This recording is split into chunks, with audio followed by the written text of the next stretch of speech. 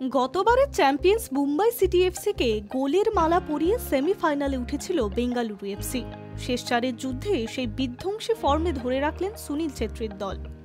ঘরের মাঠে এফসি গোয়াকে হারিয়ে ফাইনালে ওঠার লক্ষ্যে এক ধাপ এগিয়ে রইল বেঙ্গালুরু। এই ম্যাচের মোড় ঘুরে যায় ৪২ মিনিটে। গোয়ার বক্সের কাছে ডান দিক থেকে ক্রস ভেসে আসে গোল লক্ষ্য করে। সেটা হেড মেরে ক্লিয়ার করার চেষ্টা করেন সন্দেশ ঝিঙ্গন, কিন্তু গোলকিপারকে বোকা বানিয়ে সোজা জালে জড়িয়ে যায় বল।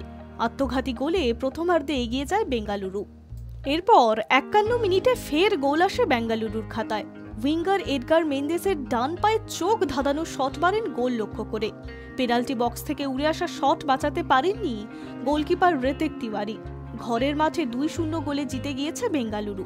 এবার ফাইনালে উঠতে গেলে গোয়াকে অন্তত ৩ গোলের ব্যবধানে জিততে হবে, কিন্তু আপাতত ফাইনালে নাম লিখিয়েছে বেঙ্গালুরু। Hi news network.